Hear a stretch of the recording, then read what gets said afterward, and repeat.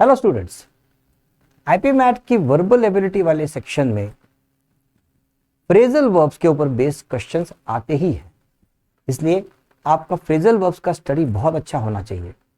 इसी चीज को ध्यान में रखते हुए आज का ये वीडियो केवल फ्रेजल वर्ब्स के ऊपर बेस्ड है। इस वीडियो में आपको कई सारे इंसाइट्स मिलने वाले हैं और फ्रेजल वर्ब्स की आपकी स्टडी में आपको काफी ज्यादा हेल्प मिलने वाली है। तो देखते हैं वीडियो, एंड तक देखिए, आपको काफी सारी इसमें इंफॉर्मेशन मिलेगी और काफी सारे वर्ड्स की आपकी प्रैक्टिस भी इसमें होगी। सबसे पहले ये समझते हैं कि फ्रेजल वर्ब्स होते क्या है, किसे कहते हैं फ्रेजल। देखिए, फ्रेजल वर्ब्स जो होते हैं वो एक तरह के कॉम्बिनेशन होते हैं शब्दों के, जिसमें एक तो होता है वर्ब और दूसरा होता है प्रीपोजिशन, या वर्ब के साथ में एडवर्ब का भी कॉम्बिनेशन हो सकता है, या एडवर्ब वर्ब के साथ में एडवर्ब और प्रीपोजिशन का भी कॉम्बिनेशन इसमें आ सकता है। ये जो कॉम्बिनेशन है, ये कॉम्बिनेशन हर बार एक नया मीनिंग प्रदान करता है। अब जैसे उदाहरण के तौर पर हम देखते हैं कि break into, put off, look after, ये जो वर्ड्स हैं, ये जो कॉम्बिनेशन बन रहे हैं, इन्हें हम फ्रेजल वर्ब्स कहते हैं। लुक का मीनिंग अपने आप में आपको पता है कि लुक का मतलब होता है देखना, तो क्या लुक आफ्टर का मतलब होता है बाद में देखना? नहीं, ये मीनिंग नहीं होता उसका। उसका मतलब होता है किसी चीज की देखरेख करना या किसी चीज की देखभाल करना। जैसे आप कह सकते हैं कि I am looking after my garden with extreme care, तो मैं अपने गार्डन को बहुत ज्यादा ध्यानपूर्वक, बहुत ज्यादा सावधानी से उसकी देखभाल करता हूं। ये उसका मीनिंग हुआ। दूसरा इंपॉर्टेंट पॉइंट फ्रेजल वर्ब को देखते हुए यह भी ध्यान रखना चाहिए कि फ्रेजल वर्ब्स का हर बार जो मीनिंग होता है वो बिल्कुल डिफरेंट हो सकता है। यानी कि अगर मान लो कि एक वर्ब को इस्तेमाल किया गया है और उस वर्ब के साथ में एक प्रीपोजिशन आया है, तो वर्ब प्रीपोजिशन का कॉम्बिनेशन बदल सकता है। सेम वर्ब होते हुए भी हर बार नया प्रीपोजिशन आपके सामने आ सकता है, और जितनी बार एक नया प्रीपोजिशन आपके सामने आएगा उतनी बार एक नया मीनिंग आपके सामने आएगा। उदाहरण के तौर पर cut down, cut into, cut in और cut off. Cut common word है, लेकिन हर बार प्रीपोजिशन बदल रहा है, और जितनी बार प्रीपोजिशन बदल रहा है उतनी बार उसका मीनिंग अलग आ रहा है। उदाहरण के तौर पर ये कट डाउन एक वर्ड लिया हुआ है यहाँ पर। कट डाउन का अर्थ होता है किसी चीज को काट के नीचे गिराना, जैसे कि नॉर्मली ट्रीज के साथ में होता है। जैसे कह सकते हैं कि अ lot of trees were cut down last year, पिछले साल बहुत सारे पेड़ काटे गए, तो उस सेंस में कट डाउन करेक्ट मीनिंग है। उसके ठीक ऑपोजिट एक वर्ड यहाँ पे आया है कट ऑफ। कट ऑफ का इस्तेमाल तो आपको पता है, बहुत बार हम इस्तेमाल करते हैं इसका, जो खासकर आपके एग्जाम पॉइंट ऑफ व्यू से, जिससे आप बोलते हैं कि भाई आईपी मैट में लास्ट ईयर का कट ऑफ क्या था, तो आप समझ जाते हैं कि भाई किस लेवल पे आके मार्क्स का जो कटिंग पॉइंट था वो किस लेवल तक का था। तो इससे आपको ये पता चलता है हर बार जब प्रीपोजिशन बदलता है तो वर्ब के साथ में उसका जो कॉम्बिनेशन बनता है उस फ्रेजल वर्ब का, उससे एक डिफरेंट मीनिंग आता है, और ये इंग्लिश में आपके वोकैबुलरी का ही एक पार्ट माना जाता है। अब इसी चीज को ध्यान में रखते हुए कुछ क्वेश्चंस जो पिछले सालों में आए हुए हैं या कुछ और भी एक्स्ट्रा क्वेश्चंस हैं, उनको हम लेते हैं स्टडी पॉइंट ऑफ व्यू से, जिससे आपको काफी आपकी लर्निंग में आपको उसमें हेल्प मिलने वाली है।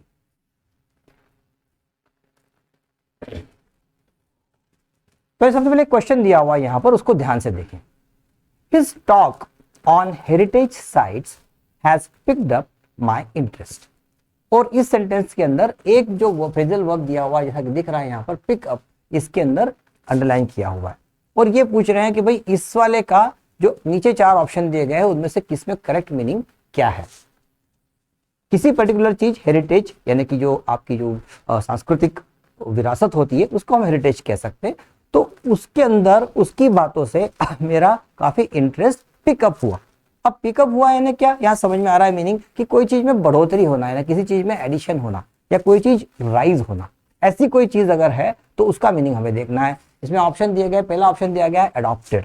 अडॉप्टेड का कॉम्बिनेशन आमतौर पे इन चीजों के साथ नहीं होता, क्योंकि अडॉप्ट कोई पॉलिसी आप अडॉप्ट करते हैं या कोई स्ट्रैटेजी आप अडॉप्ट करते हैं तो वो कॉम्बिनेशन यहाँ बनता हुआ नजर नहीं आ रहा है। ब्राइटन यानी कि चमकाना किसी चीज को, ब्राइटन द रूम या ब्राइटनिंग द प्लेस, ऐसी कोई चीज अगर हो तो भी आप ब्राइटन का इस्तेमाल करते हैं, लेकिन यहाँ अगेन वो भी फिट नहीं हो रहा है।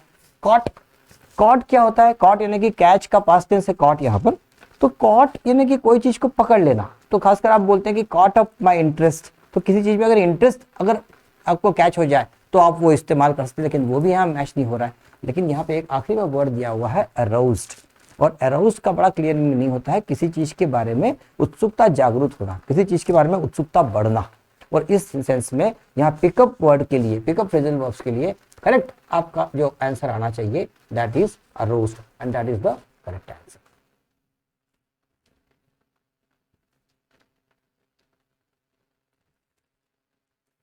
इसी प्रकार दूसरा क्वेश्चन दिया हुआ है यहाँ पर, I still have 2 more difficult exams left but I am trying to dash after these I won't have any more for a year।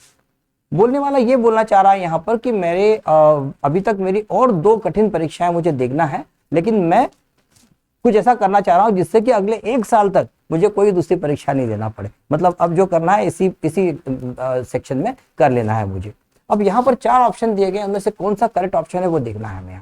अब देखिए यहाँ पर फ्रेजल वर्ब 2 कॉम्बिनेशन, 2 अलग अलग टाइप के कॉम्बिनेशन बनते हुए दिखा दिए। एक तो थिंक के साथ बन रहा है और एक लुक के साथ बन रहा है। सबसे पहले थिंक वाला देखते हैं कि यहाँ पे एक दिया हुआ that is your think upon, और दूसरा कॉम्बिनेशन बन रहा है यहाँ पर थिंक अबाउट। अब यहाँ पे लिखा है उसने कि think upon the sunny side. Think upon the sunny side यानी किसी चीज पे जोर देके, किसी चीज पे विशेष फोकस देके आप सोचते हैं, सोचने वाली बात कहेगी सन्नी साइड। सन्नी साइड यानी कि सन्नी साइड को हम समझ सकते हैं कि ब्राइट साइड, यानी कि कोई पॉजिटिव या ऑप्टिमिस्टिक चीज के बारे में सोचने के बारे में कहा जा रहा है। तो आप ऑप्टिमिस्टिक साइड की तरफ कभी भी सोचते नहीं है, आप उसकी तरफ देखते हैं। तो यहाँ पे थिंक अपॉन या थिंक अबाउट दोनों ही चीजों का इस्तेमाल अगर हम करें तो भी वो कॉम्बिनेशन गलत ही है। तो हमारे लिए क्लियर आंसर मिल रहा है कि इन दोनों में से कोई भी आंसर करेक्ट नहीं नजर आ रहा है। फिर यहाँ पे लुक के साथ में भी 2 कॉम्बिनेशन बने हैं, एक तो दिया है लुक फॉरवर्ड और दूसरा दिया है लुक ऑन। अब यहाँ पे look forward to the bright side और look on the bright side. समझिए चीज को, लुक फॉरवर्ड का मतलब होता है जब आप किसी चीज की राह देख रहे हैं, यानी कि जैसे कि हम बोलते हैं ना कि I look forward to hearing from you, यानी कि मैं देख रहा हूं, मैं इंतजार कर रहा हूं कि आपकी तरफ से कोई रिप्लाई मुझे आए। तो आप जब किसी चीज के लिए वेट कर रहे होते हैं, किसी चीज के लिए आप इंतजार कर रहे होते हैं, उस सेंस में आप लुक फॉरवर्ड का इस्तेमाल करते हैं। इसका मतलब लुक फॉरवर्ड टू भी यहाँ पर करेक्ट आंसर नहीं नजर आ रहा है। तो फिर करेक्ट आंसर क्या लग रहा है, look on the bright side. और ये करेक्ट तरीके से कि लुक ऑन का मतलब होता है किसी चीज की तरफ देखना पॉजिटिवली, और ब्राइट साइड यानी कि ऑप्टिमिस्टिक साइड यानी कि सकारात्मक दृष्टिकोण की बात की जा रही है यहाँ पर। तो वही चीज यहाँ पे कह रहा है वो कि भाई मेरी कठिन परीक्षाएं हैं, लेकिन फिर भी मैं उसमें से एक ब्राइट साइड देख रहा हूँ कि जो होना है वो अभी हो जाएगा, अगले 1 साल तक मुझे फिर कोई परीक्षा नहीं देनी है। ये इसका मीनिंग निकल रहा है यहाँ पर। अगले पॉइंट्स पे आते हैं, अगले क्वेश्चन पे आते हैं। तीसरा क्वेश्चन है यहाँ पर, she dash her classmates because she comes from a very rich aristocratic family. अब यहाँ पे एक वर्ड दिया हुआ है अरिस्टोक्रेटिक, इसका मीनिंग मुझे लगता है काफी हद तक आप लोगों को पता होगा, लेकिन फिर बता देता हूँ। अरिस्टोक्रेट्स यानी वो लोग जो कि रॉयल फैमिली से आते हैं या फिर सोशल समाज में जिनका दबदबा है, जो सोशली काफी इफेक्टिव लोग हैं, इन्फ्लुएंशियल लोग होते हैं, उनके लिए हम अरिस्टोक्रेटिक टाइप की इस्तेमाल करते हैं। कोई लड़की है जो कि अरिस्टोक्रेटिक फैमिली से आती है और जो अपने क्लास के जो दूसरे लोगों को है उनको कोई पर्टिकुलर दिया है यहाँ पर, बिकॉज शी कम्स फ्रॉम, एक तो अमीर भी है और एक सोशली काफी इन्फ्लुएंशियल फैमिली से आते हैं। यहाँ पर 4 ऑप्शन दिए गए, looks away from, looks towards, looks down on and looks up to. 4 option दिए गए, चारों कॉम्बिनेशन लुक के साथ बने हुए। जैसा कि मैंने कहा फ्रेजल वर्ब में एक वर्ब प्रीपोजिशन अलग अलग, हर बार जब प्रीपोजिशन बदलता है अलग मीनिंग आता है, वही चीज यहाँ पे देखने को मिल रही। Look away from, look away from मतलब कोई चीज पे नजर है, कोई चीज की तरफ ध्यान था और वहां से ध्यान हटा के और कहीं और देखना। तो ये तो आपको कहीं से भी आपको यहाँ वाला इसका कॉम्बिनेशन बनता हुआ नजर नहीं आ रहा है, फिर भी हम इसको होल्ड करते हैं। लुक टूवर्ड्स, लुक टूवर्ड्स मतलब किसी पर्टिकुलर दिशा में। टूवर्ड्स का इस्तेमाल ही तब होता है जब आप किसी डायरेक्शन की तरफ बात कर रहे हो, तो लुक टूवर्ड्स मतलब किसी डायरेक्शन में देखना। तो ये भी अगेन यहाँ पे इसका ऑप्शन करेक्ट नहीं नजर आ रहा है। Looks down on, looks down on और लुक अप टू ये दोनों बड़े क्लोज है, इनको समझिए चीज को। लुक अप टू यानी क्या, अप यानी ऊपर की तरफ और टू उसके साथ में लगा हुआ है। तो जब आपसे ऊपर है, आपसे ओहदे में ऊपर है, आपसे उम्र में ऊपर है, उनकी तरफ आप या तो एक रिस्पेक्ट की नजर से देखते हैं या उनको एडमायर करते हैं जो आपसे किसी चीज में बड़े हैं। तो इसलिए लुक अप टू का सेंस पूरी तरह से पॉजिटिव है, यानी बिल्कुल पॉजिटिव टोन में बात हो रही है यहाँ पर। लेकिन ये जो क्वेश्चन है, ये जो सेंटेंस है, इस सेंटेंस के अंदर तो ये बहुत क्लियर मीनिंग निकल के आ रहा है कि भाई अपने दूसरे जो क्लासमेट्स है, क्योंकि वो अमीर फैमिली से आती है इसलिए दूसरे क्लासमेट्स को कुछ तो नेगेटिव है। तो क्या नेगेटिव है कि वो उनको नीची नजर से देखती है, यानी कि हेय दृष्टि से देखती है। तो इसका मतलब यहाँ पर इसका करेक्ट ऑप्शन आना चाहिए लुक डाउन ऑन। और लुक डाउन ऑन का मतलब ही ये होता है कि जब आप किसी को या जो भी व्यक्ति है वो किसी को नीचे नजर से देख रहा है, वो नीचा समझ रहा है, अपने से कम पावरफुल या अपने से किसी चीज में कम समझ रहा है, तो then that is the correct answer. तो इसलिए करेक्ट आंसर आना चाहिए look down on. Next question यहाँ पे दिया हुआ है, when all the words on the page got scrambled she quickly pressed undo after which the document reverted back to its original state। अब यहाँ पे स्क्रैम्बल मेरे को बताने की जरूरत नहीं है, स्क्रैम्बल एक वर्ड्स के साथ में खेलते हैं, आप लोग सब खेल चुके होंगे इसलिए आपको पता भी होगा। उसके बाद यहाँ पे एक और वर्ड आ रहा है प्रेस्ड अंडू, इसका भी मीनिंग आपको पता है क्योंकि कंप्यूटर आप चलाते हैं तो अंडू का मीनिंग भी आपको पता है कि कोई पुरानी वाली जो सिचुएशन है उसको वापस अगर लेके आना है तो आप अंडू का बटन प्रेस कर देते हैं, इससे वो चीज होती है। तो उसने क्या किया, वो गेम खेल लिया पूरा, उसके बाद में अंडू कर दिया, जिससे क्या हुआ कि वो जो डॉक्यूमेंट था जिसमें पूरा क्वेश्चन बना हुआ था वो फिर से पुरानी वाली स्टेज पर आ गया। और यहाँ पे लिखा हुआ है, अंडरलाइन किया हुआ जो वर्ड है वो बहुत इंपॉर्टेंट है, वो लिखा हुआ कह रहा है कि document reverted back to its original state. समझिए चीज को, रिवर्ट होना यानी रिवर्ट करने का मतलब ही हुआ है कि कोई चीज पलट के वापस अपनी पुरानी वाली सिचुएशन में आ जाना। तो रिवर्टेड के बाद में कभी भी आपको बैक प्रीपोजिशन का यूज करने की जरूरत नहीं पड़ती।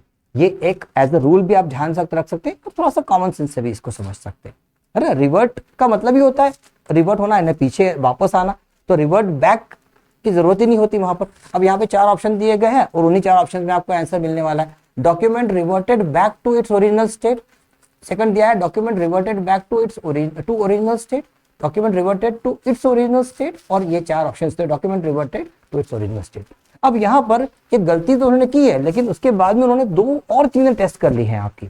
देखिए यहाँ पर एक वर्ड दिया हुआ है ये वाला और एक वर्ड दिया है यहाँ पर ये वाला, इन दोनों का मीनिंग समझ लिए चीज को, इन दोनों का मीनिंग, इसका मीनिंग होता है it is. Always remember this thing that जब इट इस तरह से लिखा होता है तो इसका मतलब होता है इट इज। इट इज का ये एक्चुअली देखा जाए तो शॉर्ट फॉर्म है, और बिकॉज ये शॉर्ट फॉर्म है इसलिए ये दोनों ही वर्ड, दोनों ही ऑप्शंस जो है आपके यहाँ पर किसी भी तरह से एप्लीकेबल नहीं हो रहे। अब सिर्फ 2 ही ऑप्शन बचते हैं जिनके अंदर से आपको करेक्ट आंसर निकालना है। अगेन इसमें भी उन्होंने क्या किया हुआ है, document reverted back to original state, लेकिन फिर भी रिवर्टेड के बाद उन्होंने बैक लिख दिया है, और ये रिवर्टेड के साथ बैक का कॉम्बिनेशन ही यहाँ पे गलत बन रहा है। इसका मतलब ये भी ऑप्शन आपका गलत है, तो केवल एक ही ऑप्शन सही बचता है, that is option number 4, document reverted to its original state. Reverted लगा है, बैक भी नहीं लगा है, और इट्स का इस्तेमाल भी उन्होंने बिल्कुल करेक्ट तरीके से किया है। यहाँ पर इट्स का मतलब होता है उसके या इसके, उस सेंस में ये correct answer. Got it. Phrasal verbs के बारे में आप n नंबर ऑफ वैरायटीज बन सकती हैं और कई सारे क्वेश्चंस बन सकते हैं, बशर्ते आप उन्हें ध्यान से पढ़ें और कहीं ना कहीं क्वेश्चन में आपको आंसर छुपा हुआ मिल जाएगा। और आगे देखते हैं कुछ questions. The teacher appreciated Yash because his answer was dash. Teacher ने यश की तारीफ की, यश को अप्रिशिएट किया क्योंकि उसका आंसर कुछ तो भी था। अब यहाँ पे एक वर्ड है स्पॉट, और स्पॉट के साथ में कोई फ्रेजल वर्ब बनता हुआ नजर आ रहा है। क्या क्या आ रहा है देख लीजिए। एक ऑप्शन दिया है ऑन द स्पॉट, दूसरा ऑप्शन है स्पॉट ऑन, स्पॉटेड और अप टू द स्पॉट। पहला option on the spot correct नहीं लगता। क्यों? क्योंकि जब आप कोई घटना या कोई पर्टिकुलर लोकेशन के बारे में बात कर रहे होते हैं तो उस चीज में आप बोलते हैं कि ऑन द स्पॉट। जैसे कि हम देखते हैं कि the police reached on the spot, जहां पे कोई घटना हुई थी। तो इस टाइप की जो चीजें होती है उसमें हम ऑन द स्पॉट का यूज करते हैं। स्पॉटेड एक वर्ड होता है, स्पॉटेड का मतलब होता है कि धब्बे वाला, जिसमें दाग लगे हुए हो, तो उसका भी यहाँ पे कोई मीनिंग नजर नहीं आ रहा है। अप टू द स्पॉट कोई कॉम्बिनेशन ही नहीं बनता, ऑन द स्पॉट हो सकता है लेकिन अप टू द स्पॉट हम कभी आमतौर पे यूज नहीं करते। तो एक ही आंसर बचता है यहाँ पर, वो है स्पॉट ऑन। क्यों स्पॉट ऑन? क्योंकि स्पॉट ऑन का मतलब होता है एग्जैक्ट, एग्जैक्ट या बिल्कुल करेक्ट कोई चीज हो तो। और इसीलिए यश को, यश का अप्रिसिएशन क्यों हुआ? क्योंकि उसका आंसर बिल्कुल स्पॉट ऑन था, यानी कि बिल्कुल एग्जैक्ट था। नेक्स्ट क्वेश्चन पे आते हैं। The manager was dash an explanation of his conduct. कोई ऐसा कंडक्ट किया था, यानी कोई ऐसा बिहेवियर मैनेजर के द्वारा हुआ था कि जिसके लिए एक्सप्लेनेशन मांगा गया। अगेन समझ में आ रही बात आपको कि एक्सप्लेनेशन मांगा जाता है, यानी कि कोई तो गलत चीज हुई है तभी एक्सप्लेनेशन कॉल अपॉन किया जाता है। अब यहाँ पर call, call for, call off, called to and called up, ये 5-4 ऑप्शन यहाँ पे दिए गए हैं। कॉल्ड फॉर और कॉल्ड ऑफ, ये दोनों मीनिंग, दोनों जो वर्ड्स हैं, दोनों फ्रेजल वर्ब्स जो हैं, ये गलत कॉम्बिनेशन बना रहे हैं। क्यों? क्योंकि कॉल ऑफ का मतलब होता है किसी चीज को खत्म करना, जैसे कि हम बोलते हैं कि the meeting was called off. Called for का मतलब थोड़ा सा हम नेगेटिव सेंस में न लेते हुए थोड़ा पॉजिटिव सेंस में लेते हैं कि भैया उनको फला फला चीज के लिए इनवाइट किया गया, कॉल्ड फॉर। तो उस सेंस में ये दोनों ही ऑप्शन यहाँ पर करेक्ट नजर नहीं आते, लेकिन दोनों की मीनिंग इंपॉर्टेंट है। मैं इतना डिटेल क्यों डिस्कस कर रहा हूँ, क्योंकि आपके फ्रेजल वर्ब्स की दूसरी भी स्टडी होती हुई नजर आएगी। यहाँ पे लिखा है जैसे कॉल्ड ऑफ, तो कॉल्ड ऑफ का मतलब बहुत क्लियर है, टू एंड समथिंग, और called for means something that is been you can say in the good sense, in a positive sense, इसका टोन पॉजिटिव है। Like for example you invite somebody और something, then in that sense it can come. Called to, और आखिरी में called up, called for. तो इस sense में हमारा आई एम अफ्रेड, मैं थोड़ा सा यहाँ पे कंफ्यूज हूं।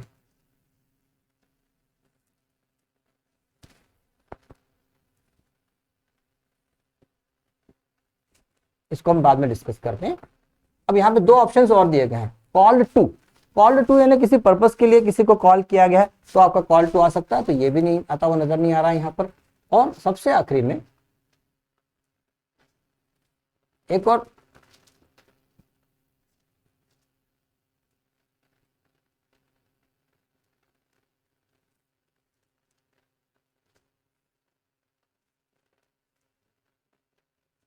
Called up. कॉल अप का बहुत क्लियर मीनिंग होता है कि आप जब किसी को फोन करते हैं या किसी को कॉल करते हैं, तो ये भी ऑप्शन यहाँ पे नजर नहीं आ रहा है। तो correct option is called for. Called for का मीनिंग जो मैंने बताया, not invited for but it is called for some giving some reason. So to give some reason और टू रीजन या टू गिव सम एक्सप्लेनेशन और something, तो उस sense में आपका कॉल फॉर करेक्ट आंसर आ सकता है। नेक्स्ट क्वेश्चन पे आते हैं। The detective suddenly dash a useful clue. Detective समझते हैं आप लोग, जासूस, और suddenly dash a useful clue. Detective का काम ही क्या है, सबूत इकट्ठा करना, तो क्लू यानी यहाँ पे सबूत के लिए काम कर रहा है वो। अब यहाँ पे चार ऑप्शन दिए गए हैं, gave in, came across, fill up and fell down. अब यहाँ पे एक हिंट आपको और मिल रही होगी फ्रेजल वर्ब जबकि जब आप पढ़ाई कर रहे हैं, कि जब वर्ब इस्तेमाल होता है तो वर्ब का यूजेज टेंस के हिसाब से बदल सकता है। अब जैसे यहाँ पे पूरी घटना पूरी पास्ट टेंस की बताई जा रही है, एक्शन यहाँ पे, तो जितने ऑप्शंस यहाँ पे दिए हुए हैं वो सारे के सारे ऑप्शंस पास्ट टेंस में ही आने वाले हैं। इसलिए गेव इन बना है गिव इन से। गिव इन का अर्थ क्या हुआ, जब कोई इंसान अपनी हार मान लेता है या सरेंडर कर देता है किसी चीज को लेके, तो then that means it is given. तो डिटेक्टिव को तो खुश होना चाहिए कि वहां पर उसको यूजफुल यानी फायदे का क्लू मिला, तो इसका मतलब गिव इन तो यहाँ पर करेक्ट आंसर नजर नहीं आता है। केम अक्रॉस, सडनली जब आपके सामने कोई चीज आ जाती है या सडनली आप किसी चीज से किसी इंसान से मिल लेते हैं, तो आप बोलते हैं कि केम अक्रॉस या कम हो गया। जैसे कि I came across an old friend in the market today, तो मतलब मेरे को पुराना दोस्त अचानक से मुझे मिल गया, तो एक ये वाला हो सकता है, एक ऑप्शन हो सकता है, इसको हम रख सकते हैं।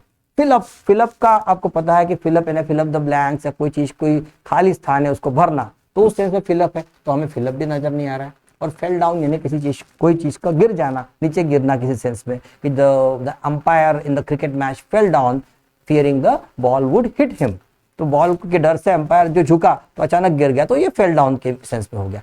बट यहाँ पे करेक्ट तरीके से आंसर आ रहा है आपका, दैट इज केम अक्रॉस, यानी कि सडनली उस डिटेक्टिव को एक ऐसी चीज मिल गई जो कि उसको जो केस वो सॉल्व कर रहा था उसके लिए एक फायदे का क्लू था। ये इसका ऑप्शन है। नेक्स्ट क्वेश्चन पे आते हैं। His folly brought about his ruin. दो नए मीनिंग वर्ड्स आ रहे हैं यहाँ पर। शायद रूइन का तो आपको पता होगा, रूइन का मतलब होता है नुकसान, some loss, some kind of loss और डैमेज। लेकिन यहाँ पे एक वर्ड और आ रहा है फॉली। फॉली का मतलब होता है मिस्टेक, कोई मिस्टेक या कोई सिल्ली या कोई जिसे कहते हैं कि ब्लंडर भी कह सकते हैं आपसे, वो अगर हुई है तो उसके कारण से उसका बहुत ज्यादा नुकसान हुआ। ब्रॉट अबाउट वर्ड जो बना है ये इस वाले प्रीपोजिशनल फ्रेज या फ्रेजल वर्ब से बना है, इसको हम कहते हैं ब्रिंग अबाउट। ब्रिंग अबाउट का मतलब क्या होता है, ब्रिंग अबाउट यानी कोई पर्टिकुलर एक्शन जिसकी वजह से कोई परिवर्तन आता है, कोई घटना घटने के बाद में जो उसके आगे जो इफेक्ट आता है वो हम कहते हैं ब्रिंग अबाउट। जैसे हम एक सेंटेंस ले सकते हैं एग्जांपल के तौर पे कि the GST has brought about a lot of change in our economy.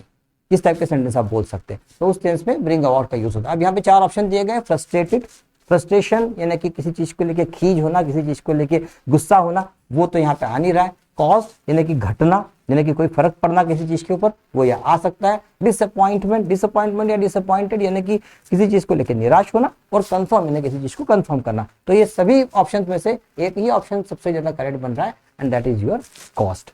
Okay, तो ये सारे क्वेश्चंस आपने देखे। इसके बाद में और एक दो क्वेश्चन देख लेते हैं जल्दी से। Ramesh was called upon two explain his fault. देखिए कॉल के साथ में आपने इतने कॉम्बिनेशन देखिए, एक नया और यहाँ पे आ गया कॉल अपॉन। और कॉल अपॉन जो मीनिंग है इसका मीनिंग होता है नेगेटिव। इसका मीनिंग तभी होता है, यानी कि जैसे कि होता है ना कि आप कोई किसी चीज को आप बुलाते हैं कि भैया आपको बुलाया जा रहा है, आपको निमंत्रण दिया जा रहा है, बट यहाँ तो क्लियरली बोला जा रहा है कि फॉल्ट की बात कर रहे हैं, तो फॉल्ट यानी कि नेगेटिव सेंस में, तो नेगेटिव सेंस में अगर हुआ है तो कॉल अपॉन हुआ है, तो ये तो इनवाइट तो यहाँ पे हुआ ही नहीं, तो इसलिए तो हटा ही दो इसको आप।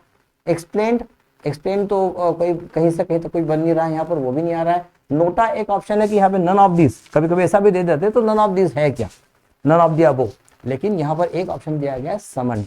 एंड समन्ड का मतलब ही होता है कि जब किसी इंसान को बुलाया जाता है कोई एक्सप्लेनेशन मांगने के देने के लिए, या किसी पर्टिकुलर कोई फॉल्ट हो गया है या कोई मिस्टेक हो गई है, तो उसके बारे में उसको डिटेल्स पूछने के लिए बुलाया जाता है, दैट इज समन। और समन वर्ड के बारे में आपको पता है, इट्स वेरी कॉमन वर्ड, तो यहाँ पे करेक्ट आंसर आ रहा है आपका summoned. Ramesh was summoned to explain his fault. Last question आज के इस वीडियो का, can you please dash my website just before I publish it. Can you please dash my, किसी ने एक वेबसाइट की है, और जैसा कि आपको पता है कि वेबसाइट भी जब बन जाती है तो वो रिलीज होना जो होता है उससे हम कहते हैं पब्लिश करना। तो वेबसाइट पब्लिश होती है, उसके पहले कोई किसी से कह रहा है कि एक बार इसको, अब क्या करने के लिए कह सकता है वो, एक बार देख लो, एक बार ध्यान पूर्वक इसको स्टडी कर लो, ऐसा ही कुछ बोलेगा वो। सबसे पहले तो दिया है फाइंड आउट। फाइंड आउट का मतलब होता है ढूंढना, तो वेबसाइट को ढूंढने की तो कोई जरूरत नहीं, क्योंकि पब्लिश तो करना ही है उसे, और वो साथ नहीं दे रहा है, तो फाइंड आउट करने के लिए क्यों कहेगा वो, इसलिए ये आंसर गलत है।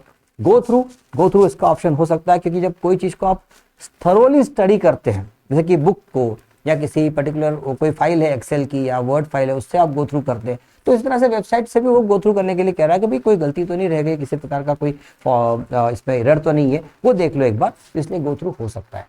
लेकिन set out something, when you set out something मतलब किसी चीज की जब आप शुरुआत करते हैं, when you start something that time you use this word called set out. तो सेट आउट का मतलब होता है टू बिगिन और टू स्टार्ट।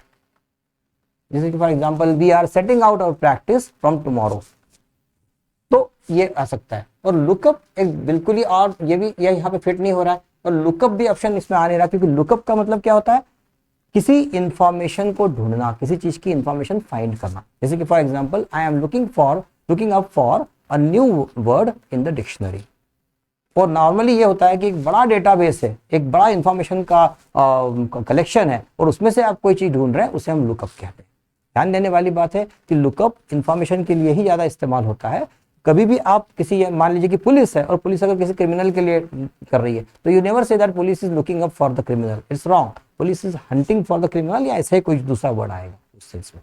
ओके, सो ये भी ऑप्शन यहाँ करेक्ट नहीं आ रहा है, तो करेक्ट आंसर सिर्फ और सिर्फ एक है, गोइंग थ्रू।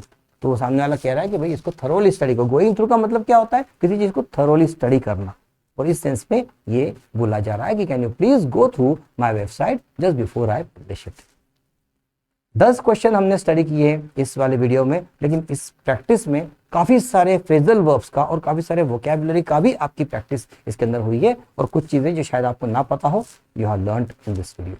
ये मेरे फ्रेजल वर्ब्स का पहला पार्ट है। मैं इसी फ्रेजल वर्ब्स को लेते के एक और वीडियो जल्दी ही रिलीज करने वाला हूँ, बट तब तक इस चैनल को सब्सक्राइब कर लीजिए और वेट करिए अगले वाले video. Thank you and best of luck.